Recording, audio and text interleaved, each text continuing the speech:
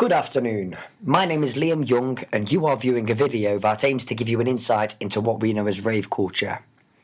Okay, so I'm not going to bore you with an in-depth terminology that will make your ears bleed, but a simple way to describe rave music would be a variety of electronically produced styles that are blended together to produce a musical equivalent of Marmite, a product that is either loved or hated by many. In this day and age, there are an ever-growing selection of genres that might be referred to as rave music, such as house, techno, drum and bass, jungle, and grime, just to name a few. A rave can be seen as a all-night/day and night party that consists of dancing to electronically produced dance music. The recipe for rave can be traced back to 1970, when DJs in Detroit and Chicago started blending drum rhythms with the sound of disco music. This new style was played with in nightclubs. The first nightclub to utilise this new style of music was named The Warehouse, and it was based in Chicago. The term house actually derived from the end of the name of this club. Although the style of house and techno has slowly been developing within gay communities and in places around Europe, such as Ibiza, for a number of years, the rave movement was brought to the spotlight in the United Kingdom in 1988 with the discovery of acid house. Acid house was pioneered in Chicago during 1987, when two DJs stumbled across the sound by accident when they were experimenting with some new hardware. It wasn't until some British DJs visited Ibiza on holiday that they experienced the ultimate clubbing experience, and they decided to replicate it within the United Kingdom.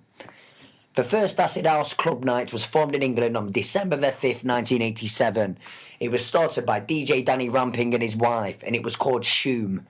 This club night inspired other club promoters and DJs across the UK to start experimenting with a newfound style, and one of its flyers actually branded the famous smiley face image, which became the mascot of the acid house movement. This movement is also referred to as the second summer of love. As acid house became more and more popular and licensing still unobtainable, club promoters were forced to take their parties out of city centres and into their home counties. These events would be promoted through the means of pirate radio and locations only revealed at the last minute to avoid becoming identified by the police. Eventually, the Criminal Justice and Public Order Act of 1994 meant that individuals responsible for organising raves would be heavily penalised. The reason that the movement was named the Second Summer of Love was because it displayed characteristics similar to those of the 1967 hippie revolution in San Francisco, where people started to question the social structures that were enforced upon them. The actions of Margaret Thatcher added to the already harsh realities of working class life, and alongside experimentation with the newly found drug MDMA, or Molly, or Mandy, or Magic, masses of people set out in search of hedonism, which they could find in a rave scene easily. At a time when community spirit was at an all-time low, the dynamics of a rave provided people with a temporary utopian society. As a rave formed, masses of people would join together and dance communally. Drugs would be passed around carelessly, and because of the MDMA, everybody displayed love and empathy. It wasn't until after the rave that people would return to the harsh realities of life. There are a number of different factors that made the rave movement what it was today. As with any counterculture, its underground status filled individuals with a sense of being part of something other than mainstream culture. The feeling of being in the know allows individuals to feel important. The exercise of subcultural capital is used to develop a hierarchy within. Subcultural capital can be described as a way to explain the dynamics of social situations. Just like cultural capital is expressed by factors such as one's education or accent, subcultural capital relates to how hip they are. Within the rave scene, this is generally expressed with things such as an impressive knowledge of music, an extensive vinyl collection, or a good sense of fashion. Although the rave scene is said to be one of equality, having low subcultural capital or being uncool or a square is likely to affect your position in the social pecking order. Separation from your average Joe blogs is a crucial element of the underground movement. The likes of door policies are enforced for people who don't look the type. According to Dick Hebditch, style is an important manifestation of a subcultural attitude of belonging. It could also be said that the concept of social identity, the forming of a collective identity, is symbolised by shared traits such as uniform, music taste, and love of drugs. This like-minded attitude of ravers is essential for the ultimate rave experience. One of the truly amazing things about rave culture is the ability to blur the social identities of individuals. The main aim of the event was to dance and have a good time. It doesn't matter about gender, sexuality, race, or even socio-economic class for that matter. The term socialisation can be used when repeated exposure to certain behaviours leads to those behaviours being regarded as normal and even acceptable. Could we apply the concept of socialisation to ravers? I think so.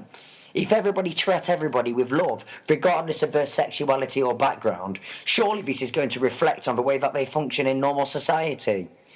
Back in the 1980s, the rave experience, and a handful of disco biscuits of course, allowed football hooligans who previously hated each other to connect on a spiritual level. The role that women play within rave culture is different to their role within the mainstream nighttime economy. Traditional bars are generally male-dominated social spaces where women aren't considered to be equal. Inside a rave, these social boundaries do not exist. Therefore, the freedom to be themselves allows women to take on new gender roles, such as the club babe. In mainstream culture, behaviours of the intoxicated revolve around searching for new sexual partners and the occasional stretch of violence. The notion of remaining underground is important to stop the blending of these behaviours. Ravers have been known to be very mature when it comes to the notion of sex. The open sexual encounters that were encouraged by the hippie revolution had to be re-evaluated because of the dangers of AIDS, particularly amongst homosexuals, which made casual sex a life-threatening possibility. The fact that ecstasy shrivels a penis almost to the point where sex is unmanageable might have also had something to do with the matter. What do you think? The media has had a huge impact on rave culture. The mass media consider themselves to be establishment, and anything anti-establishment is perceived in a negative light. Before the media had published anything regarding acid house, the problem was a fraction of the scale it ever was before. It was said to be the best PR campaign imaginable for the rave economy. Some people argue that rave culture owes its legacy to the media. Attaching the label of wild drug takers to the ravers might have encouraged and even amplified the level of deviant behaviour within the clubbing environment. Another interesting thing to note is the folk devils behind the moral panic. The mass media portrayed white middle-class youth to be the deviants. This happened to support Margaret Thatcher, because if working-class youths were to blame, then it would support the left-wing argument that poor social conditions are responsible for this type of behaviour.